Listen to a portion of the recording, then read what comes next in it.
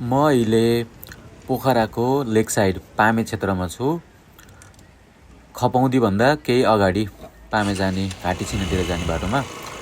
यो चाहिँ माथि सराङकोटबाट प्यारासुटहरू प्याराग्लाइडिङ गरेर ल्यान्डिङ गर्ने ठाउँ देख्न सक्नुहुन्छ है। पामे क्षेत्र जुन फेवातालको सिरानतिर भनौँ, यहाँ आएपछि फेवाताल सकिन्छ।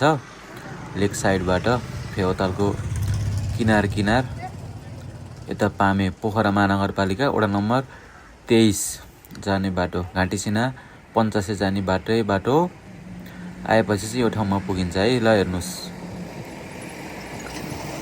यो ठाउँबाट फेवाताल पनि निकै नै उत्कृष्ट दृश्य देख्न सकिन्छ। फेवातालको दिउँसोको समय भएर यहाँ एकदम भिडभाड छ है। माथि सराङकोट तोरीपानी भन्ने ठाउँबाट चाहिँ प्यारासुटहरू वहाँबाट उड्छन् अनि यो ठाउँमा आएर चाहिँ ल्यान्ड गर्छ है। ल हेर्नु कस्तो मजाले ल्यान्डिङ गर्छ कि प्यारासुटहरू। लगभग 7-8 हजार लाग्छ होला अहिले है प्याराग्लाइडिङको चाहिँ। मैले नि गरेको छु एकपटक चाहिँ। मैले गर्दा चाहिँ 5-6 वर्ष भयो। 4000मा गरेँ होला त्यति बेला चाहिँ, ठ्याक्कै बिर्सेँ मैले है। तर अहिले चाहिँ 7-8 हजार चाहिँ लाग्छ पक्कै पनि।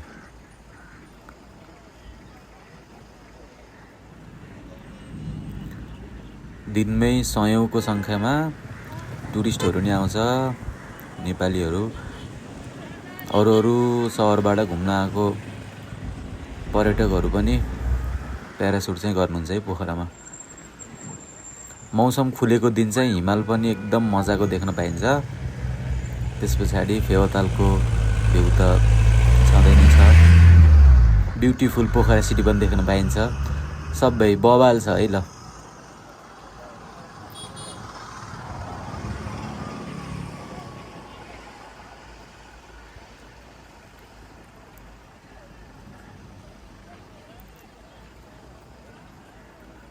पर्यटकहरू माथि लगेर छोड्छ।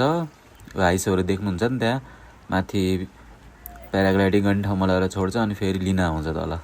तपाईँहरूलाई लेक साइडबाट चाहिँ पिकअप गर्छ है। ल यी सबैहरूले अब तपाईँले बुक गरेपछि पिक गर्छ, माथि लगेर छाड्छ। जहाँबाट तपाईँहरूको प्यारासुट उड्छ वहाँ लगेर छाड्छ यो गाडीहरूले अनि फेरि तल ल्यान्ड गरेको ठाउँमा चाहिँ लिन आउँछ है। लाइफ टाइम एक्सपिरियन्स चाहिँ हुन्छ है प्यारासुटमा। म नि भाग्यमानी नै हो, यस्तो ठाउँहरू मैले हेरिराख्न पाउँछु, देखिराख्न पाउँछु। ल हेर्नु पोखरा लेक साइड है, यस्तो राम्रो देखिन्छ।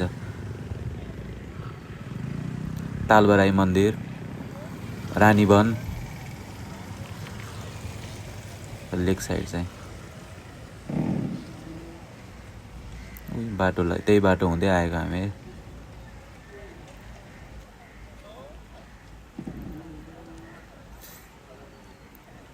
ल हरियो, निलो, पहेँलो, रातो फरक प्यारासुटहरू ल्यान्ड गर्दैछ। हेर्नु मजा चाहिँ हुन्छ, एकदम मजा आउँछ। ल लाइफ टाइम एक्सपिरियन्स एकचोटि